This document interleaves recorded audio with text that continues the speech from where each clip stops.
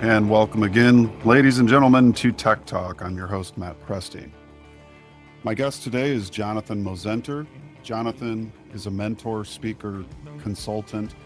He's deeply rooted in reverence for how everything in life serves our evolution. Individual and group transformation shines as his biggest passion, in addition to working 25 plus years in the field of change management and obtaining an MBA from Boston University. Jonathan has also studied with masters and gained experience in numerous esoteric fields, including epienergetics, Tibetan Vajrayana Buddhism, hopefully I said that, conscious language, shadow work, chi energy, cultivation, integral theory, human design, and gene keys. His unique blend of these lineages enables participants to be one with their heart and soul.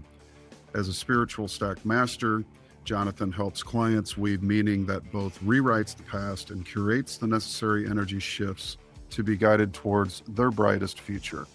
This guidance, known as Christ consciousness, is at the core of what Jonathan activates in those he serves.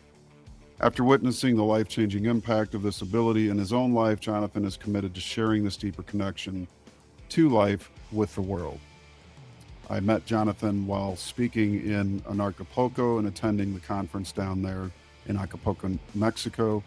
We had some very delightful conversations, intense, deep, and we will share those things as we move forward through this podcast. So welcome, Jonathan Mozenter. Hey, Matt. All right. How you doing, Excited to buddy? be here. I'm doing great, man. Excited to be here. Excited to have this conversation.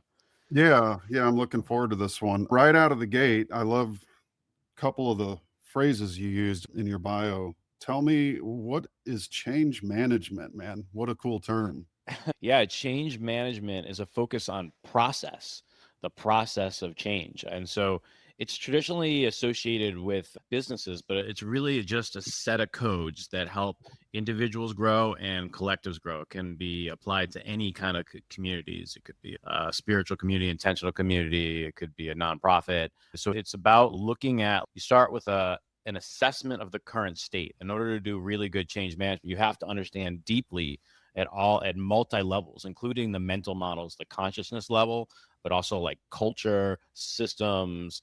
And if it's an individual, you're looking at like health and behavior. And then you're looking at where do they want to go? So you look at the vision, the goals, the desired future state, and you get a plan to move it so that people would hire me to guide them through the process of change. And as I learned some of these esoteric teachers, I added a lot more advanced tools. And part of my purpose here is to bring that domain into a higher level, include the esoteric, really. A lot of you could say the new age or the self-help, they skip over esotericism. And that is, I would say, a very synonymous word with the word mysticism.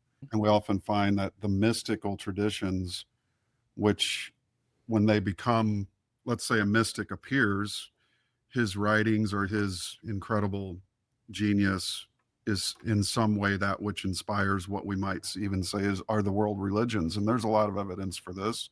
Krishna, Buddha, Muhammad, Christ, of course. And so what we see in today's world is that religion is, and I've been asserting this, the more I study mysticism, the more I'm starting to notice that the religions that were born of the seed of mysticism have now become lost in the dogma of, you could say, patterning. It's just we run through the process of the Eucharist and the ritual, and it's ritualized, which Yes. means it's no longer as esoteric or as mystical for the person that attends said ritualistic setting. So, how would you think that people can get back to that, to more discover that esotericism, and why is it important in the kind of work that you do to have an emphasis on that? Yeah, that's a great question. So what happens is when these mystical beings, these higher dimensional beings, people, and basically by that, they just understand life at deeper and deeper levels. And so that they can command the reality at a higher level. And what happens is the people, their students, they meet them where they're at consciously. And the students can only grok, they only have so much scaffolding, like their consciousness, their mental model can only get what they can get. In fact, I remember doing ayahuasca once, and that was like the lesson is like every person can only understand what they can understand at any given moment. one of my teachers, Neil Kramer, described that all religions tend to have three kind of rings, and the esoteric is the innermost ring, and there's only so many people who are ready for it. And then there are different like layers. And so what happens is there's a level of consciousness where people, it takes them time to marinate it and it becomes dogma. And people like fixate on it. That's like a level of development. One of the things that I think is going to be most helpful for people to grok this is something called a spiral dynamics, which is a social science, a guy named Claire Graves. This is like scientifically proven that man unfolds in these different levels of consciousness. And there's the first six levels, the person thinks I'm right and everyone else is wrong. And then we get to this seventh level called the integral level, or the integral level, where you realize that everybody sees the world as they are and not as it actually is. And that starts opening up compassion. And I believe we're headed towards this seventh level era, the integral era. And that's my soul's passion, is to help us get there as a species so we can actually have peace and multidimensional abundance.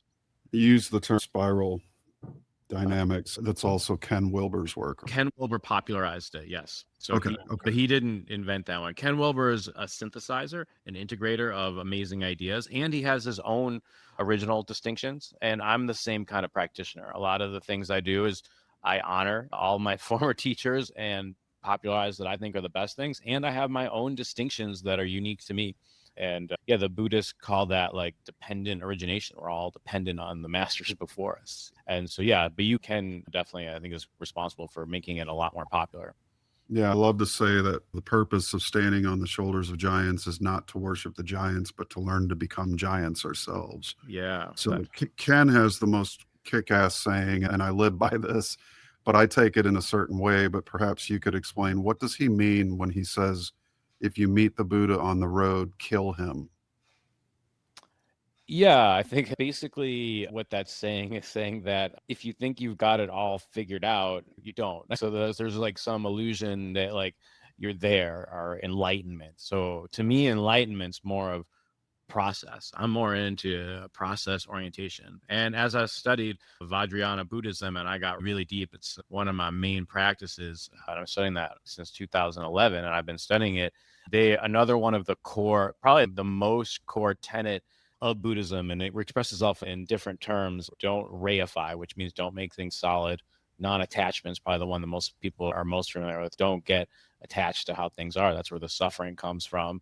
And interdependent origination is also another way of saying you don't see the world as you are, you see it as you are. That's how they describe it. It's interdependent. The external and internal create an experience. Everything's, Ken would call it, it's true but partial. It's true, but that's not the full truth. So we want to get out of this intelligence level of judging everything as good or bad or one way, and as a species get up to multiple intelligences where we can start seeing things from multiple ways. That's where the peace is. And so basically, my way of also describing it is, if I have one dogma and only one dogma, a new way of describing whatever it is, I believe in a closed system of openness. So it's like, yeah, this just keeps staying open because we don't know. It keeps unfolding. We keep growing and evolving as we learn about life. What was a closed system yesterday is an open one tomorrow. Exactly. Yeah, you could say Buddha on the road for me, kill him if you meet him. I took it a little bit differently, but the guru, so to speak, if you think you found your guru, you've simply found another line of suffering. Yes. Because the point of every good teacher, if they're a true teacher in my eyes, is not to teach you to follow them, but to teach you to become a teacher yourself. And in a sense, the master trains masters. He doesn't have students. So there's really nobody that's a master to you in the sense of a Buddha. So if you meet the Buddha, it's not something more to worship. It's something to push to the side and say, I appreciate your help, but I got to go my own way. I can only follow you for so long before. And that's where I think integration and conscious growth comes, that we study these incredible masters and spiritual teachers and mystics and artists and poets and all of the above, great scientists, etc. But their work is only limited to the application for which they were able to express their knowing into form. And like you said earlier about there's a certain amount of knowledge that you can attain, but there's more to the whole picture in the journey. You used a term as well, spiritual stack master. I just picture like that'd be a cool band name or something, man. But tell me, what does that mean to you? Why do you use that particular phrase? Yeah, because first off, I'll just piggyback off what you just said. I 100% agree with everything you just said, that each person or teacher has a domain of expertise or several domains. And that's why I've studied with so many different people, because each teacher had something to offer to me, and I stay with them for as long as I feel appropriate. And I want to be that same kind of teacher for other people. I'm not like, hey, sign up for me forever. It's like, hey, take a class with me, work with me for 3 months, 6 months, and as long as your soul feels connected. So spiritual stack master means understanding that growth, development, transformation, change has different kind of dimensions to it. And I'll explain some in a moment. But the goal is to learn the different dimensions and put them in an order that's intelligent, that accelerates growth into what you're here to do, particularly. So I'll bring up like 3, 4, 5 kind of different dimensions so that And Rick, they're, I know yeah, some of my sure. listeners are going to go, okay, he's talking about dimensions, because I Oh, did a right. dispelling I did. dimensional I madness watched that video. video. That was great, by the way. So just real quick for people that might be curious, because I know I'm going to get the questions later, but let's cut to the chase. How do you define a dimension? What do you see Oh that yeah, as? I mean, by dimension, I'm slicing up life into like parts or aspects. Why don't I describe some? And then, so for example, I'll just say one dimension that I think that I start with is energy. Mhm. So just almost imagine a math formula, and each variable is like an aspect. It doesn't even have to use the word dimension. If that's too confusing, I could call it a variable or an aspect. Sure. But I'm just talking about making distinctions. Yeah. So yeah, I'm not talking about 1D, 2D, 3D, 5D. That's I not what I got you. mean. Okay. Okay, yeah. So All yeah, right, listeners, there you go. It's thanks clarified. thanks for clarifying that. Yeah, Yeah, no great problem. question. Language matters. And so for example, one dimension or one aspect or variable that I want to start that I think is critical is the word energy, but not, I'm going to add another word to it. I'm going to call it coherent energy, because one thing to just have a lot of energy, like anyone could like do a Red Bull or whatever and get all crazy. That doesn't Right. make you a spiritual master. So Mhm. coherence is aligning with the patterns of life and also the patterns of you, because we're not all the same. There's some things about humans that are similar, but then we all have our own unique paths, as you're saying.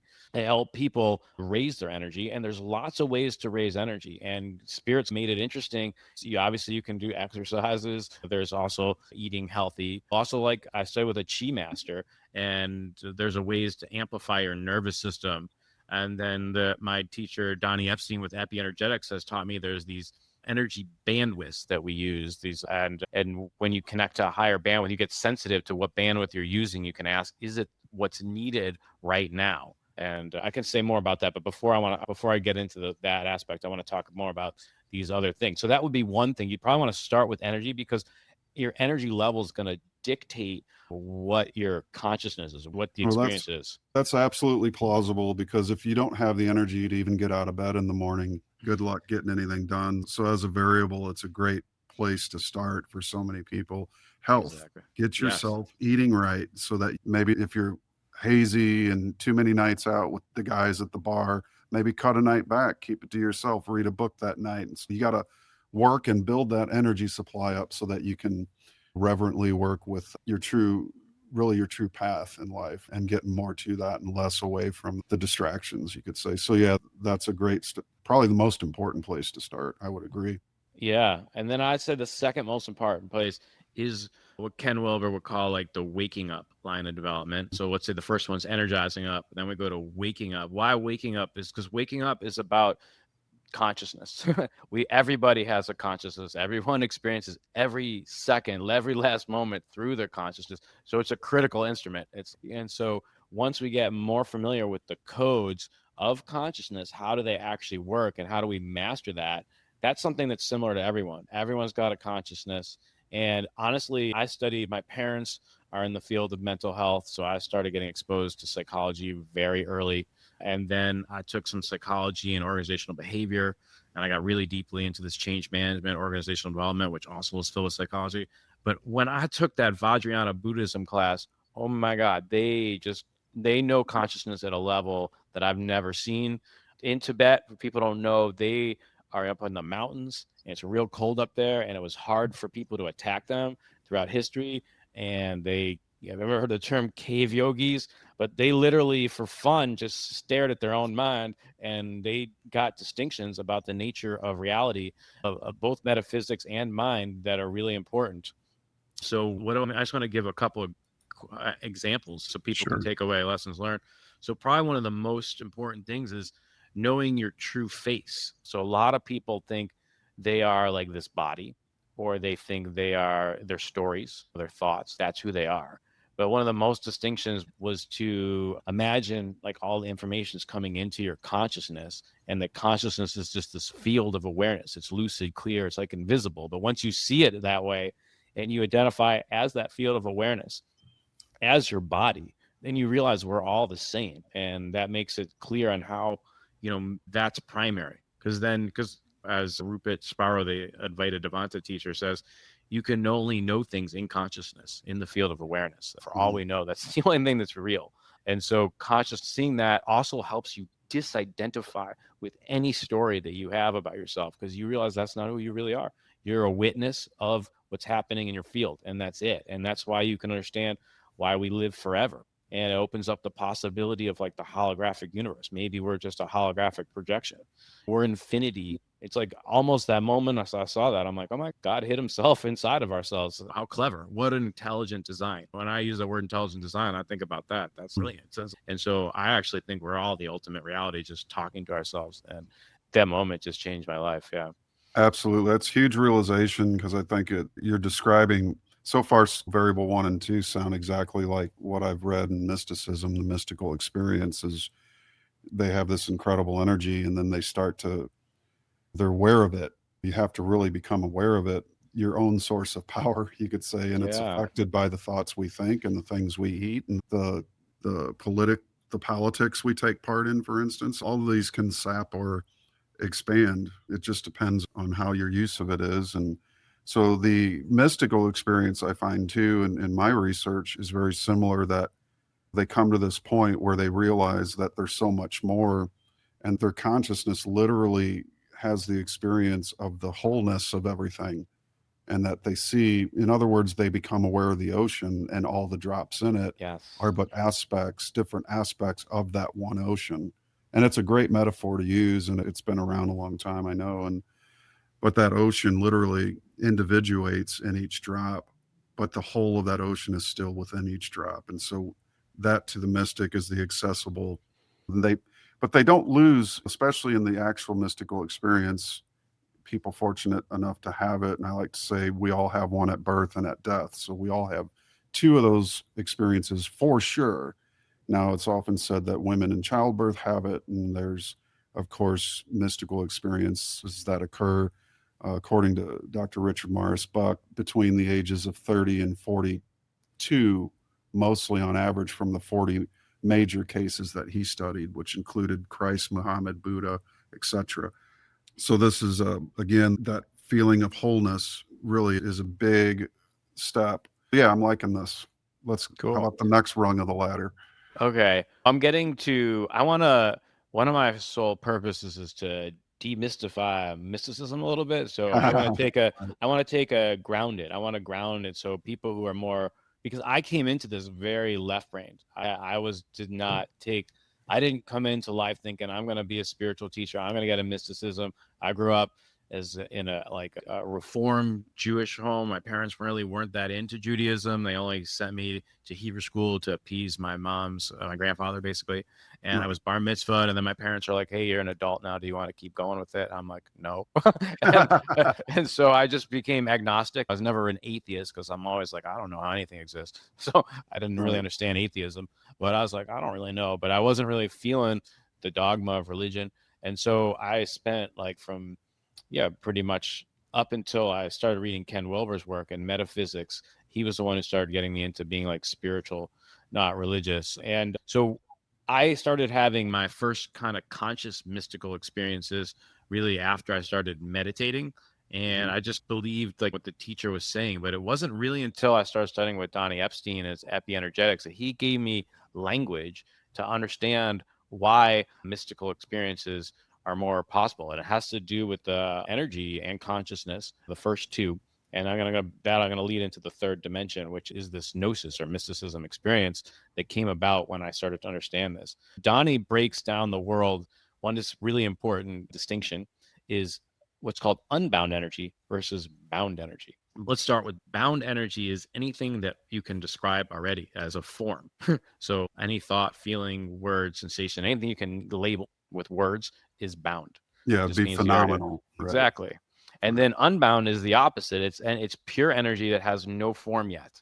The And noumenal, so yeah, right. exactly. Yeah. So when you learn to access the unbound energy, then it creates novel thoughts and novel experiences. And that's where I would say that it opens up for higher potential, higher vibrational experiences. So that's why That's meditation, also, yeah, wonderful point. It's also called original thinking, which yes. sorely lacks. And why aren't there any classes in high school or college on original thinking or authentic being? Uh, Yeah, Yeah, there's a lot fantastic. that's a you could blame it on the educational system and the conspiracy thing, and that's valid. But also, that's where we are as a species consciously. Yeah, in the level of There's just development. not the interest, really. Yeah, it's not popular enough in culture. It still seems Right. wooey and scary. But that's why meditation, that's why certain meditations, not all, because meditation is just a practice. And then within meditation, there's probably 1,000 different kinds of Sure. meditation. But like the ones that focus on stilling the mind. So a lot of people associate stilling the mind with mystical experiences because it's accessing this unbound experience.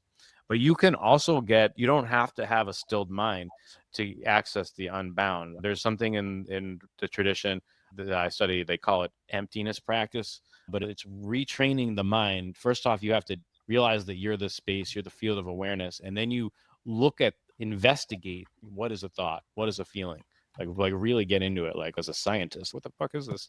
I'm going across my screen, and like when you start to realize, hey, it's just energy and information, and it's not solid. You change your relationship from your observer and you're able to see that with openness and you're allowed to shift it as a solid thing, a bound thing. And now you can see it as also as unbound. And now you can start to see, even when your mind isn't perfectly still, to actually get more novel thoughts and experiences about life. And now it's not always like that because it's not novel thinking isn't needed in every moment, but when it's needed, it's available.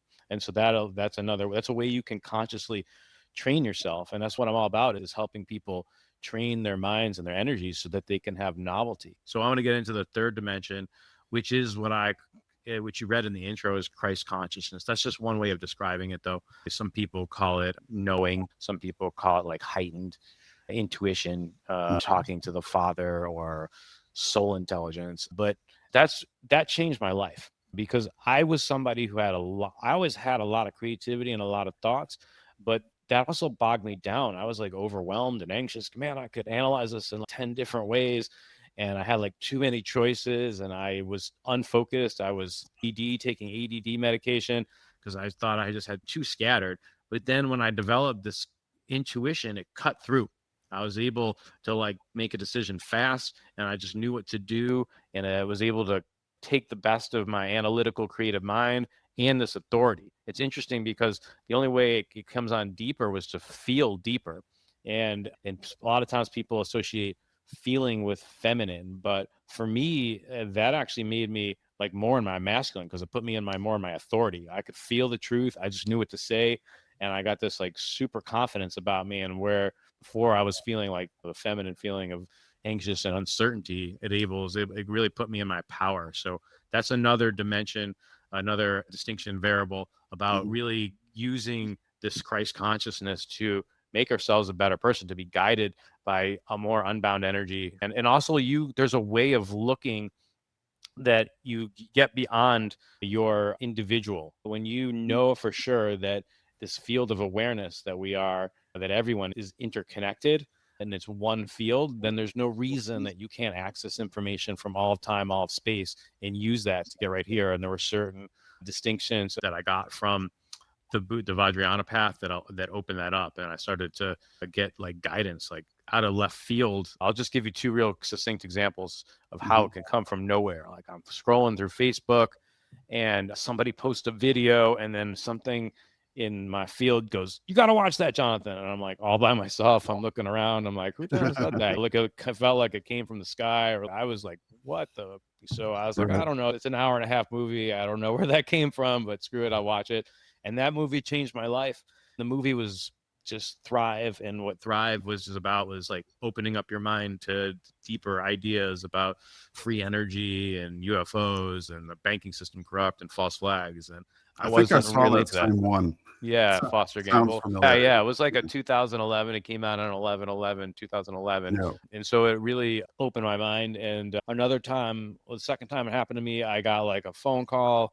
And so I learned that my friend had passed away.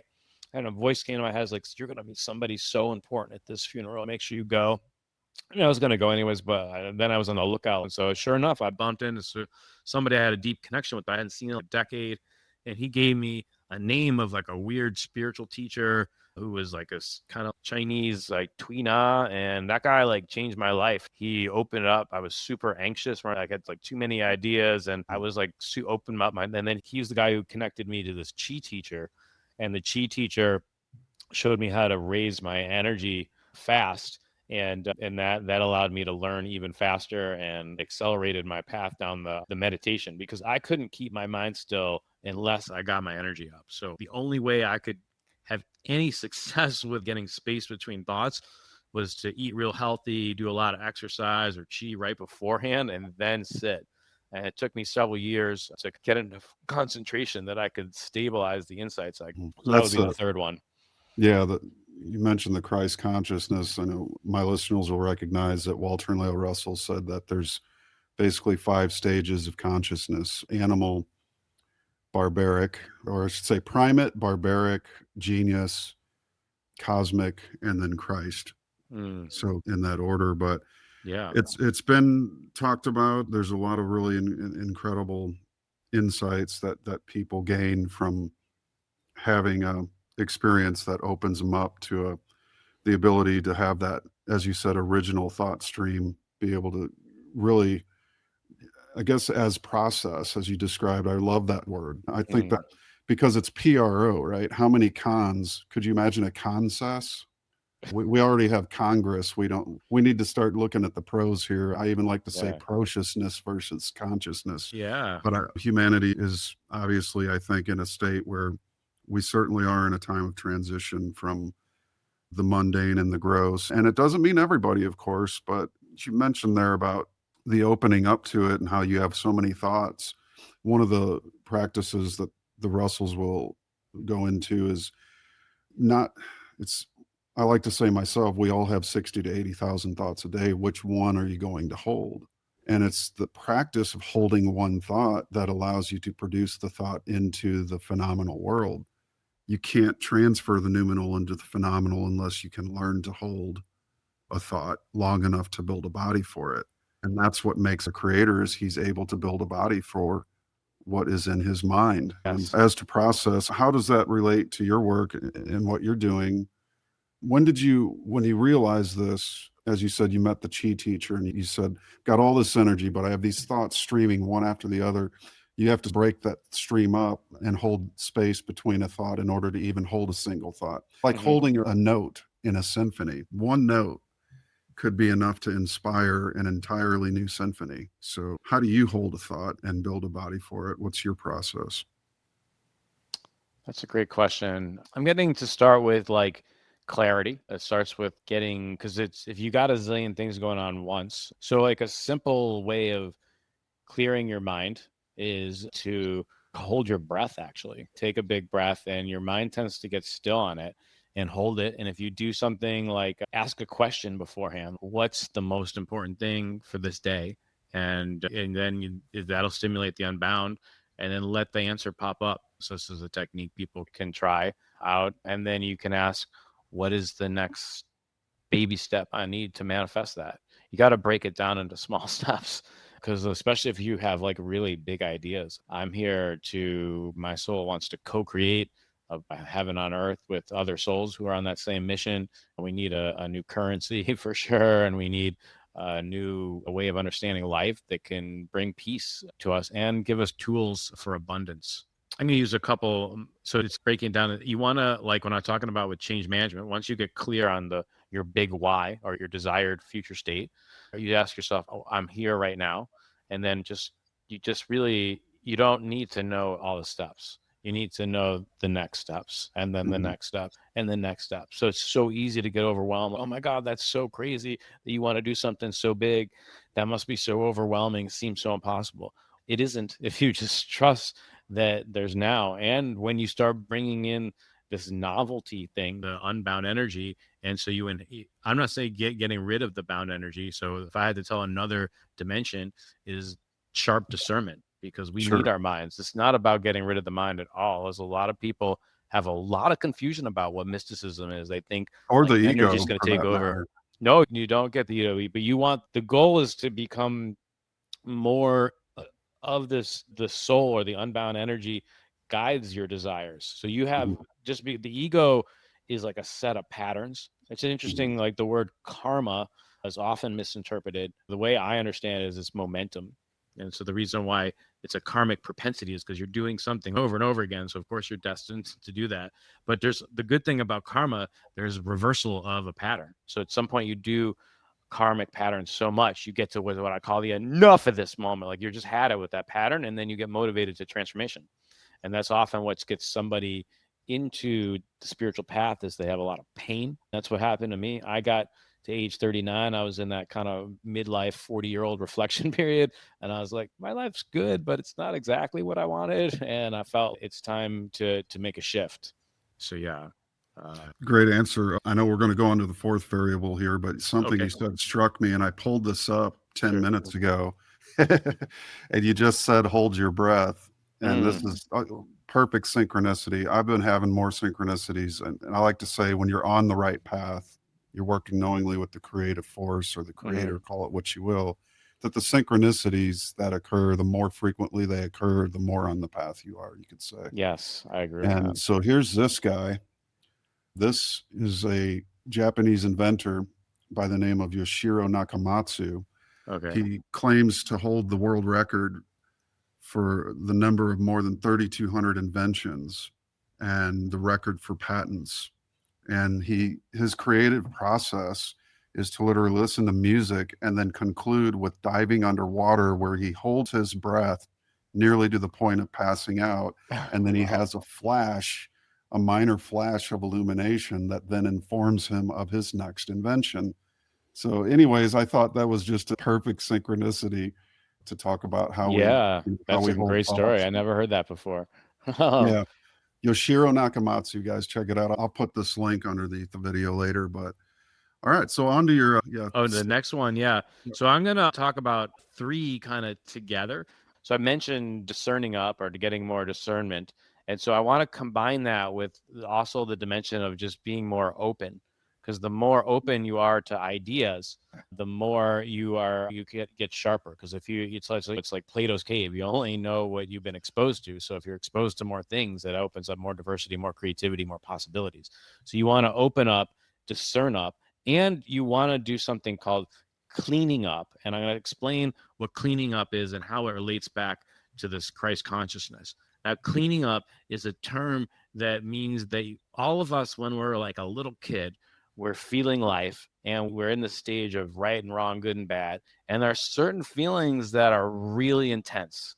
And we could be like the first time we take our parents like no or bad too much, and we make up this sense of self. I'm a bad kid, I'm inadequate, I can't handle life, because we don't know any better, and we take it so intensely that some part of us is, this is wrong. It feels like we almost shatter inside. In fact, we do shatter in a way. And how we shatter is we just make that feeling so wrong and bad. Some part of us, called like a survivor intelligence, creates what's called a defense mechanism. So we may actually create a code in our consciousness that we don't want to feel this feeling or this set of feelings at this intensity level. And then some part of us goes on the lookout anytime that anything looks like that'll get us, because that we associate that with death, like psychic death. And it's almost vigilant about finding anything outside of ourselves that'll set us up into that situation again, so we can avoid it. And everybody has these defense patterns. And what happens is these defense patterns suck energy. They're on all the time. And it happens so early in life, our identity gets fused with them. And each defense pattern is a way of looking, particularizing at life. And because we hyper focus on this way of looking, we actually, our greatest strengths come from it, and our greatest weaknesses. And the way, as you get to an adult or you get to a point where you realize the weaknesses are holding you back, you get motivated to transcend it. And this is part of the hero's journey or the transformational process. But the only way to, there's really two aspects to unlocking this. One is to noticing the habit and seeing it as empty or open and making another choice. Pattern recognition. Exactly. Yeah. And the other part Yep. is to feeling those suppressed feelings. Feeling the suppressed feelings is one of the most important parts of healing or becoming your better self, because the more you can feel the full range of emotions, the faster you feel. And then your intuition, your Christ consciousness can work better and better at a higher range. You've got more, also have more range of being. And then, I have to yeah, go ahead. interject, if I may, just real quick. What you're saying there is critical in so many ways, especially, and Michael Cesarian will go Mm, on the rampage about this. What you're describing, the ability to feel, has really, as he says, that's the number, probably the most important problem to notice in America, especially being under the pharmaceutical slave plantation that so many people are on, that there's a pill for everything. mm, Really, the American society, or even the West, you could say itself, is in a state of being an extremely anti-psychological part of its current development. Or he says we're the most anti-psychological nation on earth. So what you just touched upon there, really feeling, I just want to stress that to listeners, if you're new to this stuff especially, it's okay to feel. You don't have to take a pill or smoke a joint or yes. drink your bottle or whatever it is to thwart off what you feel. Feel it. It's okay to have the experience of feeling, even if it doesn't feel comfortable. And so often we're told if it's uncomfortable, take this or that. Even back pain, man, it may be a result of what you're thinking that's creating the back pain. And the back pain's trying to say, hey, pay attention to what I'm thinking. It's not a slip disc. Okay. It could just be stress from the office or some big report you have coming up, or you're not communicating with your son who's out partying till 3 in the morning and he's only 16 and failing in his school. There's all kinds of things that can manifest as physical discomforts to the body. But yeah, feeling is such an important point. Sorry to No, no, no, interrupt you. no. It's like one of the all we're doing so much in this world to avoid feeling. Endless video games, watching movies, TikTok, Facebook, Yeah, when we're not present with. That's why some people say people are just like sleepwalking through life, is because they're not present. They're avoiding feeling what's actually happening, feeling the wars, not feeling the poverty, the wealth disparity, and so they're in this escape pattern, and they're co-create. One of the most important things is there's a victim mindset. People want to blame it on the technology or the quote unquote oligarchy, but that's the thing, is to realize the people and the oligarchs are co-creating reality together in a right. codependency, and get out of this victim mindset. We're free. People might want to think the oligarchs, if you don't follow their things, they're just going to kill you, but that's BS. Look at all these people who are talking out on the internet openly. They're all fine, whatever. The David Ikes, the Alex Jones have been doing it for Yeah, decades, and they're still sure. alive. You know what I mean? So That's funny, Jonathan. yeah. So many people say, oh, technology. I know some really spiritual motherfuckers who are using cell Mhm. phones. Okay, these mofos are bad to the bone and they use a smartphone every Yeah, day. So it's don't you can't really throw the baby out with the bathwater, so to that's speak. it. Everything's a double-edged sword and it just depends on its use. That's it. We have to learn the pros and cons of everything, and when you're present with it and feel it, it's like it's an instrument. Yeah, cell phones are critical. They allowed us to. It's the new printing press, really. The internet. It's the greatest tool ever in the sense of Right. spreading free speech, new ideas. And so, yeah, that's the thing is, so once you open up, I just finished with the last part saying you open up to Sure. new ideas, and then you do some analysis on it. But the world's so complicated now. There's so many ideas. And that's why it's good to have this ability to open up, analyze things, and then you get the intuition comes in. And if it's not clear from the analysis, it's just go to this path. And it's a great combination, and it just makes people better people. And that's one of the things I teach my students, is how to go learn these different dimensions and go through the process.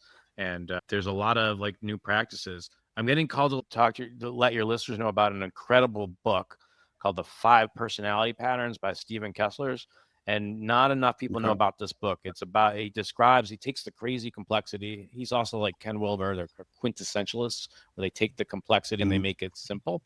And this guy he's totally into the transpersonal, and he's a deep psychologist, and he realized there are 5 primary defense patterns that people have that develop in the first like 6 years of life. And most people choose a primary and a secondary, and they cycle everything through that. And that book can increase your self-awareness. And he talks about the ways out and the problems and also the strengths of each. And you can also see it in other people. And it just opens up the doors of compassion. That's one book that I use. I call my programs helping people go from defensive patterns, these defense patterns, into offensive patterns. And what I mean by offensive patterns is I help people identify what is their big why, what is their big dream, that motivates them to do their transformation.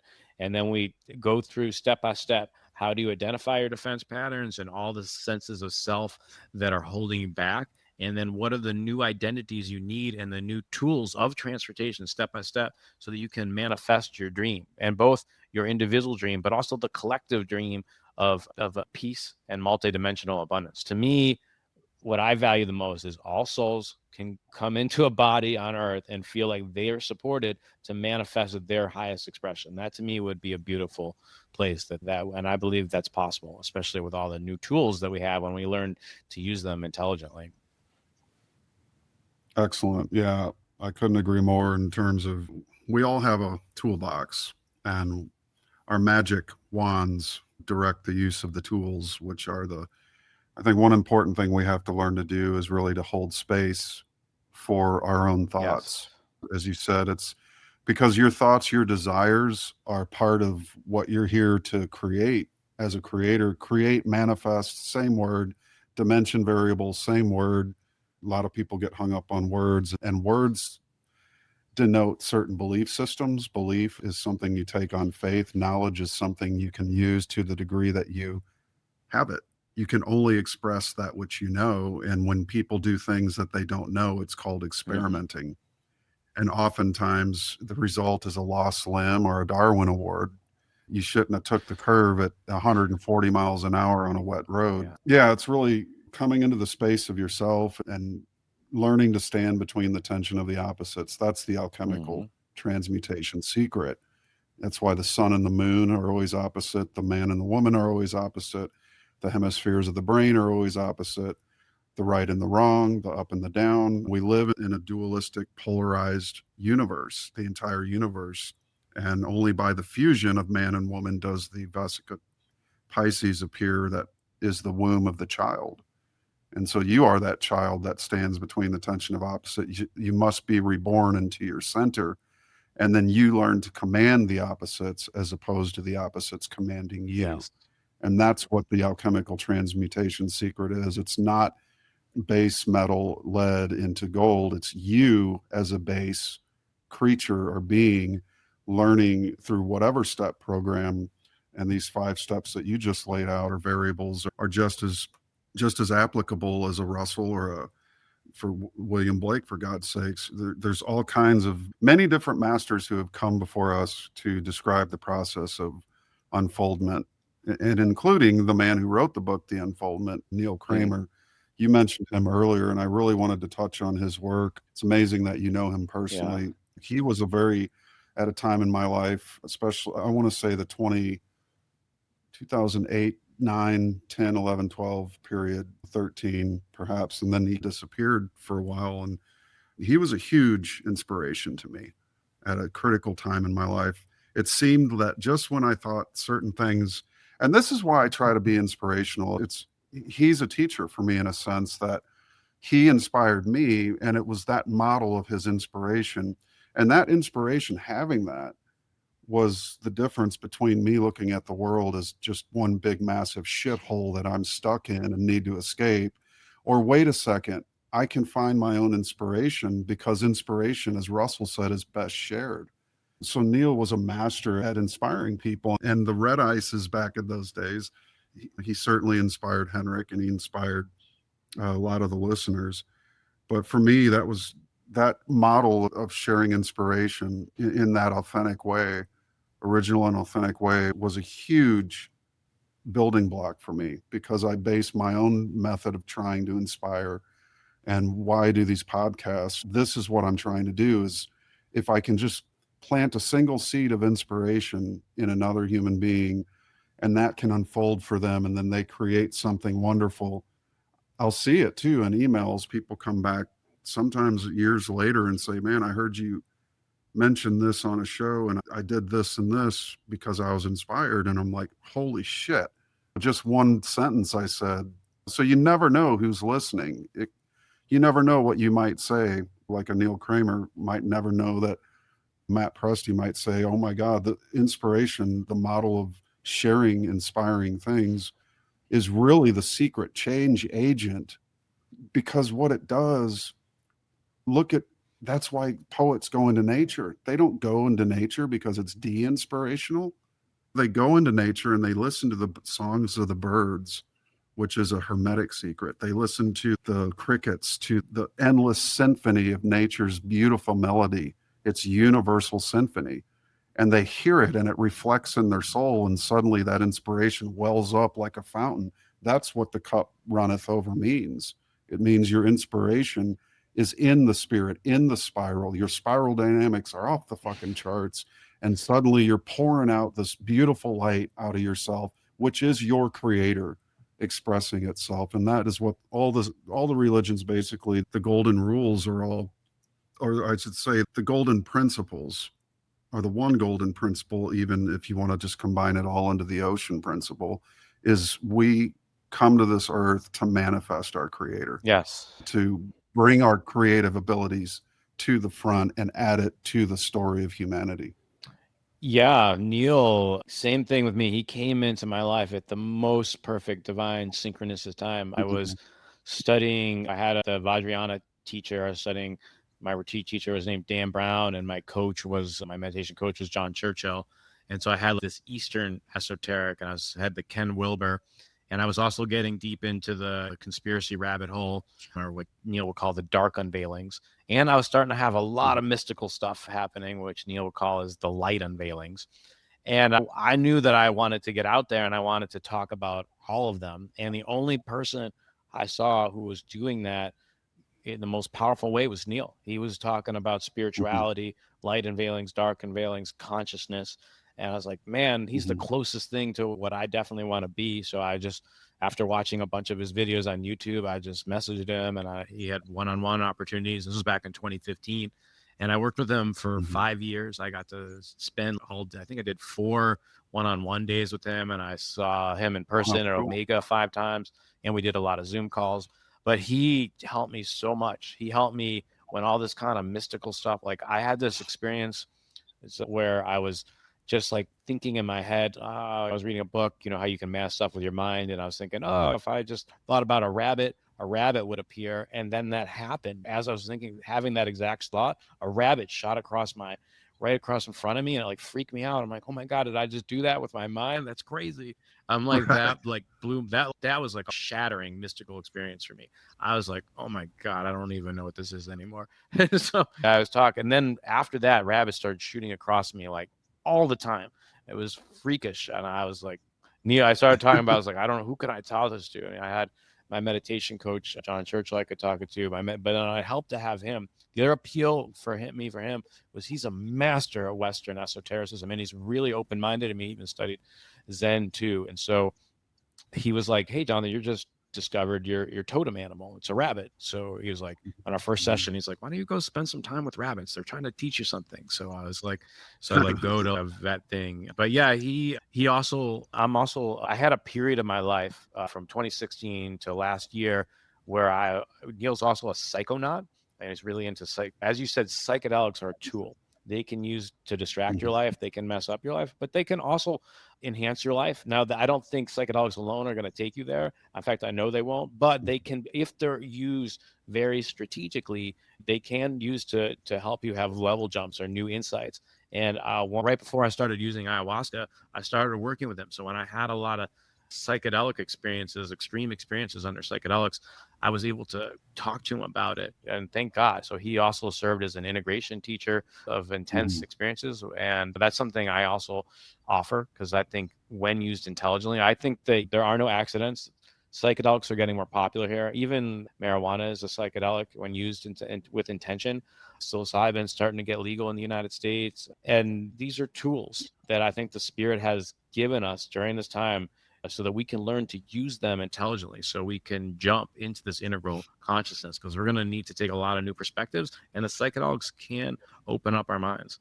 I know they did for me. I divest from that view myself Uh-huh. personally, but it has to do with my research and my own journeys with it. I was told basically, and again, set and setting is so important. John Hopkins University shows incredible healing abilities of psilocybin cubensis with PTSD and veterans. It's undeniable, the evidence that it helps. I know veteran friends of mine who have done ceremony or just on their own to help alleviate the symptoms of PTSD, which is a real thing. And there's a high suicide rate among that class. So I love those applications for that kind of thing. But I think too that we have to be extremely careful, because I myself, when I started this messing with these things, it was at parties with teens underage drinking beer and smoking pot and doing all this stuff as kids will do.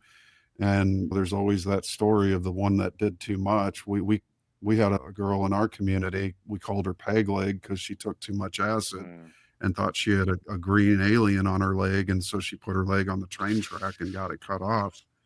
And that was pretty much the beginning of the end of her life. She never had a sound mental faculty after that. So as much as we have to, I just want to say, I want to stress to my own listeners that if you're going to do these things, make sure you have a guide, make sure you have somebody that's experienced, that understands the process. Because in my research, and this is an interesting thing, and it's what I point, but I've written papers on it that I haven't even shared yet. But the entire, at least in my assertion, is that the realm of the demons and the demonic realm is actually from these experiences. And they stem out of like more of the cults that used to do them. The Catholic Church itself has an Amanita fetish, right? Because they're red and white, and their rituals and their conifer trees and Christmas and all of it stems from a sort of a mushroom. And you can look at Jan Irving's work on that for more on that, or John M. Allegro, for instance, the mushroom and the cross, sacred mushroom and the cross.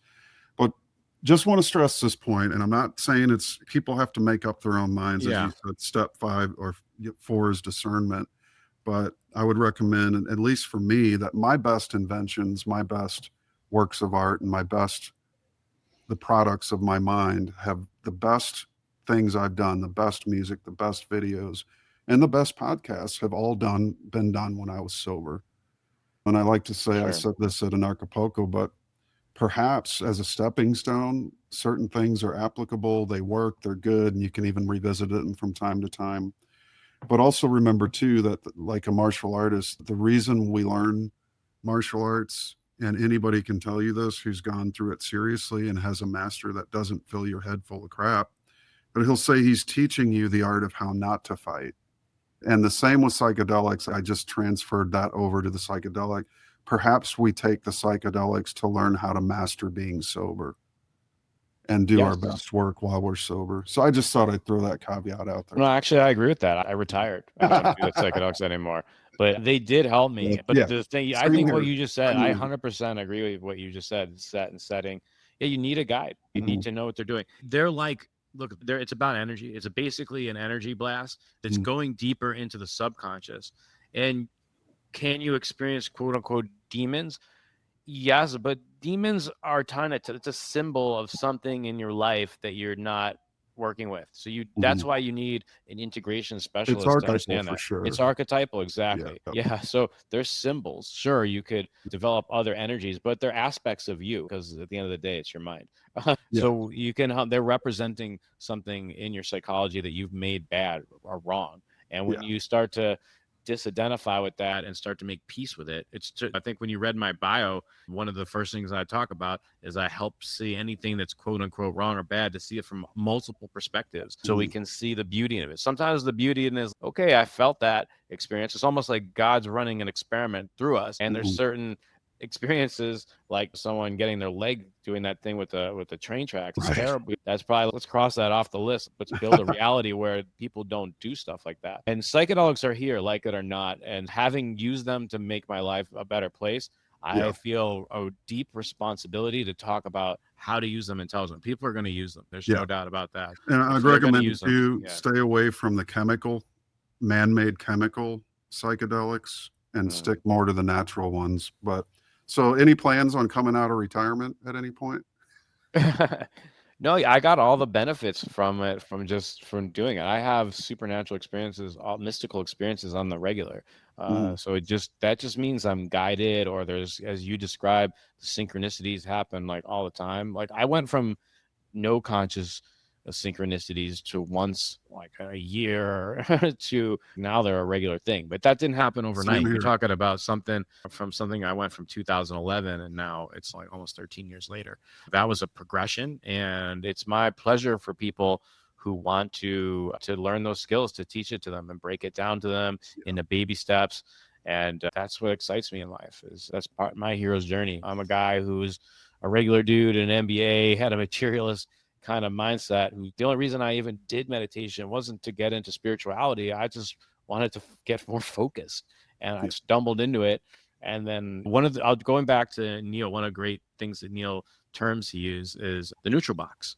He says, if you judge things too quickly, you might miss the gift. And so the smart discernment around new ideas is to get neutral. Now, a lot of people do what's called neutral skepticism, but Mhm. that's a sabotage program. So if you really want to give something a chance, you play all in as if it could work, and then you collect data on it. So it's not like you're all in. You're all in as I'm going to run this as a positive experiment. I'm going to assume it'll work, and then from that perspective, I'll gather data on it for whatever 6 months, a year, or whatever period of Man, time, and that opens you up to having that new lesson learned. that is huge right there. And we can apply it to, and sometimes these lessons aren't ours.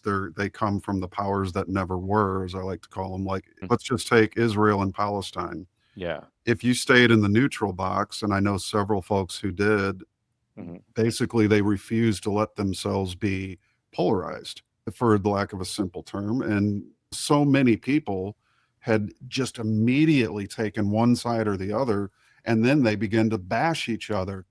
It's Mm-hmm. like there's the beginnings of war. Is Yes. to truly remain in the fulcrum, as Walter Russell would say, is to have all the power of the universe at your fingertips, because that's where the power is, in the fulcrum. It's in the united, it's in the wholeness.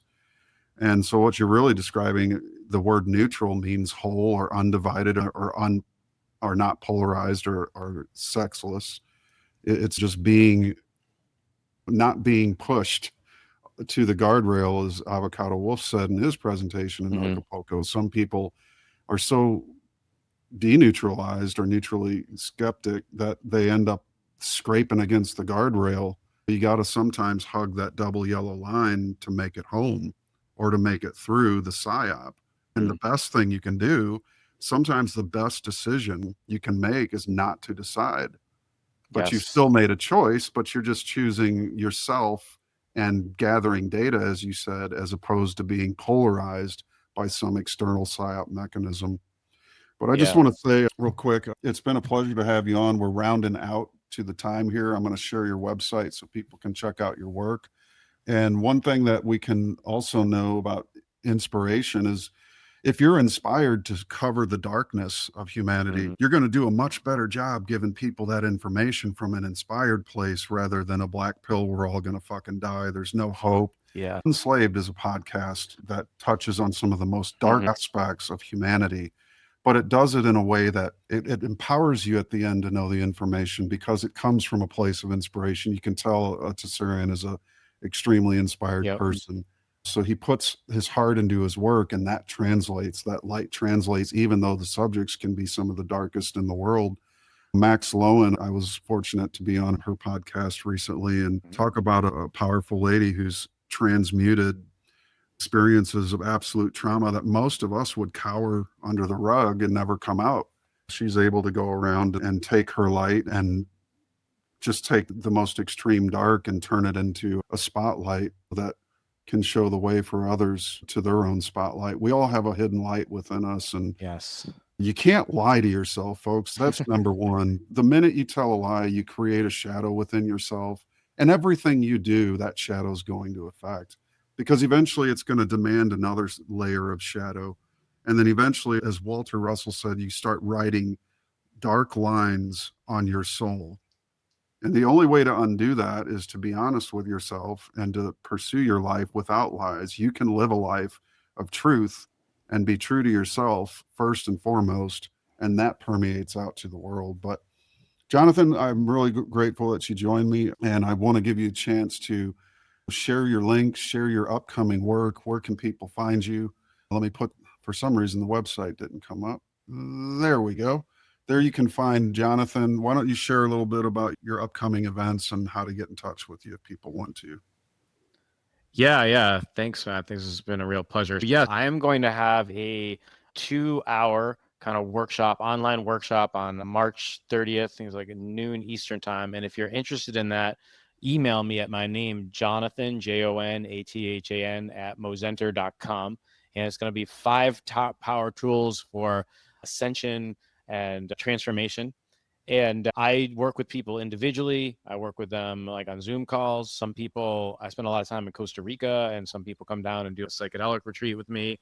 And I'm going to be offering a group program that's going to start on June 1st. And I'm going to announce that in that call. And so if you're interested in exploring how you can manifest your dreams and help us co-create the heaven on earth, and you're come, and also I have, you can go to if you go to my website, there's links to like my Facebook page and my YouTube, Instagram. So also, Matt, I just want to say thanks for having me on your show. I always enjoy having these deep dives. Love to come back sometime. Yeah, feeling very grateful for the conversation. Yeah, man, I do too. We really shared some really cool talks. It always seems it's never long enough because you could literally have some really deep talks. And I love the esoteric side of life and the mystical side, which is, to me, it's a part of us all. We need to nurture that side because in so many people, to be too practical or to be too pragmatic, you're missing out on the mystery itself. And it's like the kid wandering in the yard, discovering the bounds of his own home, in the woods or wherever. The first visit to the woods, I remember as a kid wandering through the causeway behind the home with the overgrown shrubbery everywhere and tall trees and leaves and nature and rabbits and cats. And that's the place I like to hide as a kid. I'd crawl under the honeysuckle bush and my mom wouldn't see me for hours.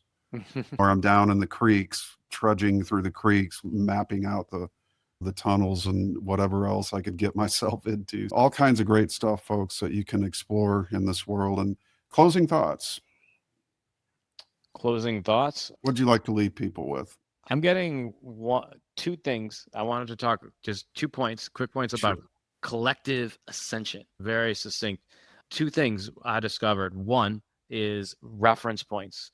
Most people are referencing and seeing the world through their traumatized past. What if we all learn to know that heaven on earth is inevitable and we all work towards that? That's number one. Number two, if we had to pick one thing to focus on to change the ascension, it's the word conflict.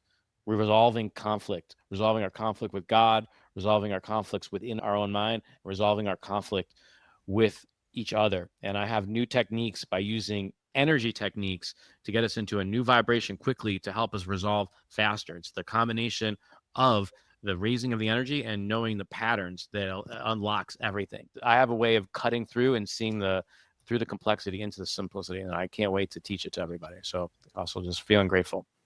That's really good. All right, buddy. Appreciate you. Yeah, we'll have to have another talk down the road and absolutely keep us informed of where you're heading, what you're doing, and maybe we'll see each other again at an event. I'm positive that will share happen. Some more deep convo. All right, brother. Make sure you guys check out his work, Mozenter.com. I'm going to leave you guys with a song. I think it's fitting. It's one I wrote with the Soul Project, which Soul, SOL, stood for shit out of luck because we couldn't find a band name. But Soul, actually, a year later, I read The Secret of Light, and so I'm in this band. But this is called Road to Heaven, back from 2007, and I'll leave you with that. And Jonathan, if you want to hang out to the end, it's up to you. If not, I will cut you down the road. Thanks, everyone. Talk to you soon.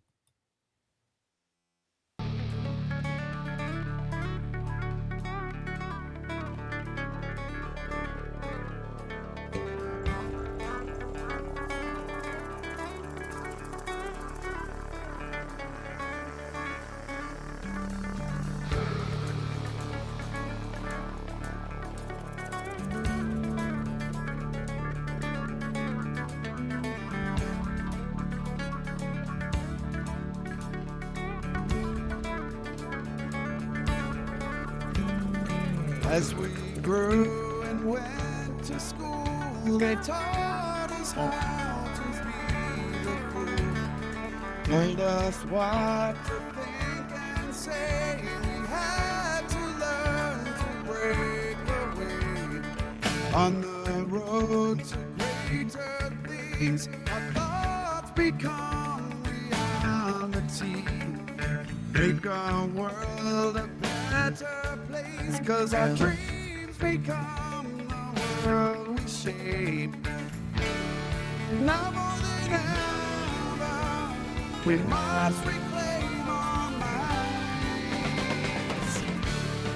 Be the center of our spinning wheel of light. I'm on the road to heaven and searching for a sign. Gonna find my soul and create the world I'd like.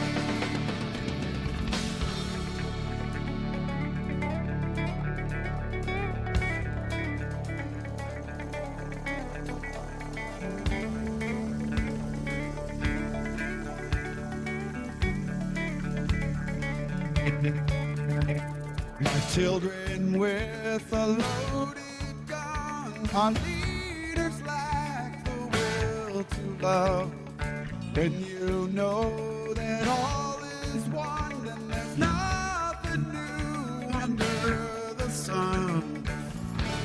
My heart and soul are calling to find my way back home. Remember where you came from, you know where to go.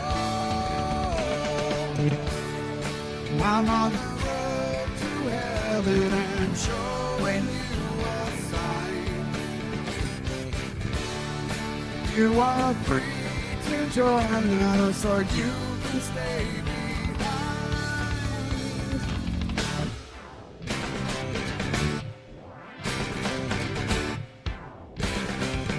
They're gonna leave the world behind.